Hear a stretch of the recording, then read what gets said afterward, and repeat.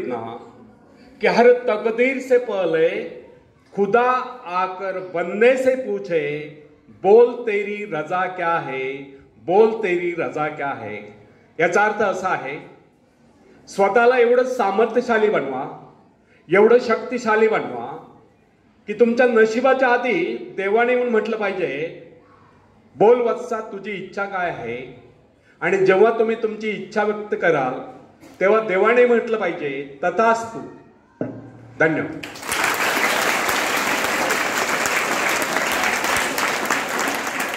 तो फ्रेंड्स, एक व्यक्ति है जिसके शरीर में स्वच्छ रक्त संचार हो रहा है, जिसके चौड़े कंधे हैं, सुंदर मजबूत 2 हाथ है, जिसका वजन भी अच्छा है, जो सभी अंगों से युक्त तथा शरीर से चुस्त मस्त है।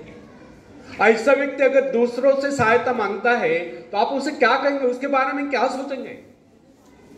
अवश्य वह सर्वांग संपन्न होकर भी अपंग कहलाएगा।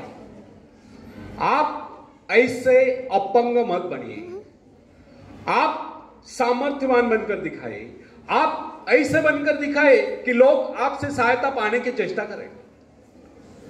क्या आपको पता है कि आप जिन लोगों को जानते हैं उनमें बहुत से ऐसे हैं जिन्हें किसी दूसरों से सहायता की प्रतीक्षा है। सही बात तो यह है कि उनमें से बहुत से लोगों को इस बात का भी पता नहीं कि उन्हें जो सहायता चाहिए वो कहां से मिलने वाली है। फिर भी वे इंतजार करते और सोचते रहते कि बस अब उनका काम बनने वाला है, उन्नति के द्वार खुलने वाले हैं, कोई उनकी मदद के लिए आएगा और उनके सारे कष्ट दूर हो जाएंगे। क्या ऐसा संभव है? वास्तव में कोई किसी की सहायता करता है? ऐसे सोचने वालों ने अपने गिरबान में झांककर देखना चाहिए, क्या उन्होंने किसी दूसरों की कितनी सहायता की, उन्होंने आज तक किसकी कितनी मदद की है। क्या कोई ऐसा व्यक्ति है जो कहे कि उन्होंने उसे सहायता की थी इसलिए वह आज उन्नति की चोटी पर है?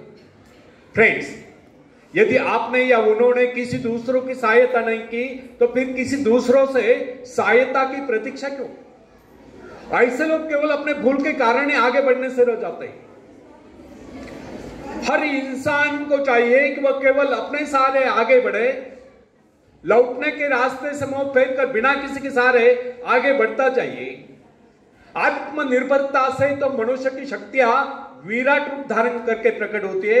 आत्मविश्वास ही सफलता की नींव है। इसी आत्मविश्वास के सहारे हम दूसरों की सहायता करने में सफल हो सकते हैं। फ्रेंड्स, एक बहुत बड़े प्रबंधक का, एडमिनिस्ट्रेटर का कहना है, मैं अपने बेटे को ऐसी कंपनी नियुक्त करना चाहता हूं जहां उसे कठिनाइयों का सामना करना पड़े, क्योंकि इससे उसकी सहन शक्ति और कुशलता विकसित होगी। यदि मैं उसे अपनी कंपनी में रखूंगा तो वह मेरे पर बैठा रहेगा, हर निर्णय के लिए वह मेरा मुंह ताकता रहेगा और उसमें ठहरे हुए पानी की तरह सड़ान उत्पन्न होगी।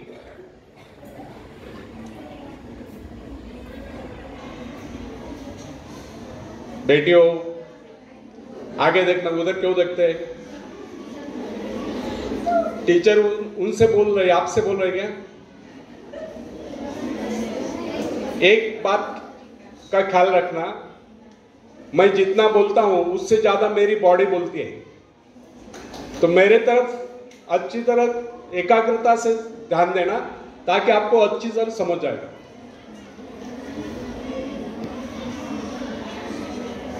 तो फिर से दोहराता हूं वही लास्ट सेंटेंस। एक बहुत बड़े प्रबंधक का, एडमिनिस्ट्रेटर का कहना है, मैं अपने बेटे को ऐसी कंपनी में नियुक्त करना चाहता हूं जहां उसे कठिनाइयों का सामना करना पड़े, क्योंकि इससे उसकी सहन शक्ति और कुशलता विकसित होगी। यदि मैं उसे अपने कंपनी में रखूंगा तो वो मेरे भरोसे बैठा रहेगा, हर निर्णय के लिए वह मेरा मुंह ताकता रहेगा और उसमें ठहरे हुए पानी की तरह सड़ान उत्पन्न होगी।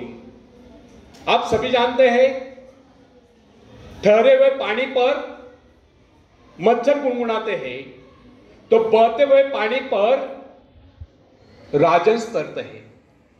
कितने सुंदर विचार थे उस व्यक्ति के। अगर हर मां बाप अपने पुत्र या पौत्र के लिए इस प्रकार के उच्च विचार रखते हैं तो वे अवश्य उनके भाग्य विधाता बन जाएंगे। जो माँ बाप अपने बेटों या बेटियों को अधिक लाड़ प्यार से बिगाड़ देते हैं कि बच्चा जब चाहे स्कूल जाए, जब चाहे छुट्टी कर ले, जब चाहे कॉलेज जाए, जब चाहे छुट्टी कर ले, जब चाहे काम पर जाए, जब चाहे छुट्टी कर ले, तो ऐसे बच्चे भविष्य में कुछ नहीं कर पाते, उनका तो भविष्य ही नष्ट होता है। अपनी शक्ति पर स्वयं ही भरोसा करना पड़ता है, अपने कार्य स्वयं करने वाले सफल होते हैं, इसी से मानव के चरित्र का निर्माण होता है। जिन बच्चों को यह पता हो जाता है कि वे अपने मां बाप के सहारे जीवित रह सकते हैं, वे अपने बल पर कोई भी कार्य समर्थ होकर भी कर नहीं पाते, वे वैसी कोशिश भी नहीं करते, जबकि उन्हें समझना चाहिए कि मां बाप तो सदा के लिए उनके आश्रयदाता नहीं बन पाएंगे। एक दिन तो ऐसा आने वाला है जब उन्हें अलग अलग जीवन बिताना ही पड़ेगा। तब ऐसे लोगों को भयंकर मुश्किलों का सामना करना पड़ता है। इसलिए फ्रेंड्स, यदि आरंभ से अपने कार्य स्वयं करने की आदत डाली जाए तो यह आदत आपके भविष्य के लिए बहुत ही लाभकारी सिद्ध होगी। जब चाहे शक्ति के सहारे आप जमीन पर पांव टिकाकर आगे बढ़ सकते हैं। सफल वही होता है जो अपनी शक्ति पर भरोसा करता है। अपने काम स्वयं करने वाले सफल होते हैं, दूसरों के सहारे आगे बढ़ने वाले अक्सर भंवर में फंस जाया करते हैं। फ्रेंड्स, जिस नाव की पतवार आपके हाथ में नहीं, वह नाव आपको पार करा दे, इस बात की क्या गारंटी? आपका जीवन तो उसके हाथ में है जिसके हाथ में नाव की पतवार हो। वह चाहे तो आपको डुबो दे, चाहे पार करा दे। फ्रेंड्स, जब नदी में बाढ़ आती है, इधर देखो, जब नदी में बाढ़ आती है तब जो साहसी है, जिसे अपनी शक्तियों पर पूरा विश्वास है, वह तो तय कर उस पार चला जाएगा। लेकिन जो डरपोक और कायर है, वह तो बीच मझधार में डूबकर अपनी जान दे देगा। सहायता पाना और सहायता की प्रतीक्षा करना, दोनों ही बातें प्रगति की राह में बाधा है। अतः हर युवक या युवती के लिए आवश्यक है कि वो शुरू से ही अपने काम स्वयं करने की आदत डाले। अपने मां बाप आदि लोगों की शक्ति से विश्वास हटाकर केवल अपनी शक्ति के बल पर आगे बढ़ने की कोशिश करें। जिस क्षण आप बाहरी सहायता लेना बंद कर देंगे, उसी क्षण आपके भीतर आत्मनिर्भरता का अंकुर फूटते हुए महसूस होने लगेगा। स्वयं कार्य करते समय यदि आप असफल भी हो जाते हैं तो बिना असफलता को घबराए तुरंत उस कमी की खोज कीजिए जिसके कारण आपको असफलता मिली, और जैसे आप उस कमी को खोज निकाले, तुरंत ही उसे दूर करने के प्रयास में जुट जाइए। आपका वास्तविक आदत तभी होगा जब आप एक सफल व्यक्ति के रूप में दुनिया के सामने आओगे। मगर यदि आप एक व्यक्ति के बाद दूसरे व्यक्ति के आगे हाथ फैलना शुरू कर देंगे तो लोग आपको मंगता या भिखारी कहेंगे। अतः आप ये प्रण कर ले कि आपको केवल अपने भरोसे जीना है, ना कि किसी की दया पर, क्योंकि बाहरी सहायता किसी वक्त ही वरदान सिद्ध होती है, अधिकतर समय अभिशाप ही सिद्ध होती है। फ्रेंड्स, बाहरी सहायता मनुष्य की काम करने की गति को मंद करके शरीर में सुस्ती ला देती है। आप ऐसे लोगों से मैत्री कीजिए जो आपको जीवन में आगे बढ़ने की प्रेरणा दें। कुछ लोग एक बाजू या एक पाव वाले होते हैं, फिर भी अपनी लगन और अपनी मेहनत से अपनी जीविका चलाते हैं। फिर तो आप तो हट्टे कट्टे फिर आगे बढ़ने की कोशिश आप क्यों नहीं कर सकते? मैं एक ऐसे व्यक्ति को जानता हूं जिसका एक पैर किसी रेल दुर्घटना में कट गया था। उसने कभी किसी से भिक्षा नहीं मांगी, किसी से दान लेना गौरव नहीं किया, यहां तक कि अपने बहन भाई का भी उसने कभी सहारा नहीं लिया। उसने एक छोटा सा धंधा फुटपाथ पर आरंभ किया। शुरू में वो न्यूज़पेपर बेचने लगा। 2 पैसे बचाकर उसने वजन तौलने की मशीन खरीद ली, उस पर अपना पेट पालने लगा। आज वही व्यक्ति उसी फुटपाथ के किनारे एक बहुमंजिला बिल्डिंग में न्यूज़पेपर स्टॉल लगाकर बैठा है, साथ में जेरोक्स सेंटर भी खोल रखा है। सुना है आजकल वो मोबाइल शॉपिंग भी चला रहा है। वो स्वाभिमानी था, किससे मदद लेना वो अपना अपमान समझता था। आज वही व्यक्ति उन लोगों को जिनके हाथ पैर सलामत है, ऐसे परिवारजनों को खिलाता पिलाता है, उनकी हर प्रकार की सहायता और मदद करता है, तो इसमें किसी को हैरत न होगी। आज वो दूसरों की सहायता करने योग्य हो चुका है। वो उन लोगों के लिए प्रेरणा स्थान है जो सर्वांग संपन्न होकर भी दूसरों से सहायता पाने की आशा रखता है। फ्रेंड्स, मैं केवल उस विकलांग की बात नहीं करता जिसे मैं जानता हूं, इस संसार में ऐसे बहुत से विकलांग लोग हैं जो अपने हिम्मत से खुद भी खा रहे हैं और अपने परिवार को भी पाल रहे हैं।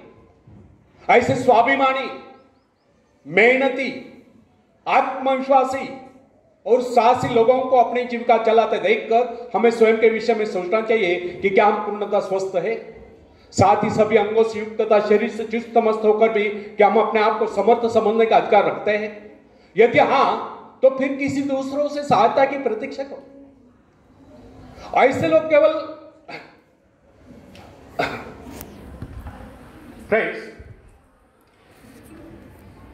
स्वतंत्रता एक ऐसा उपाय है जिससे मनुष्य की शक्ति दोगुनी हो जाती है। इस प्रकार की भावना अन्य किसी प्रकार से प्राप्त नहीं होती। जब कोई युवक या युवती अपनी हिम्मत के सहारे किसी व्यापार में उतरता है तो उसके मन में एक श्रेष्ठ भावना अवश्य उत्पन्न होती है। यही भावना उसे प्रसन्नता प्रदान करती है। इससे पहले किसी का अधीन रहकर चाहे वह कितना ही बड़ा कारोबार क्यों न कर चुका हो, परंतु उसे स्वतंत्रता से अपने आत्मविश्वास के सहारे साहस के साथ काम करने में एक नए आनंद का एहसास होता है।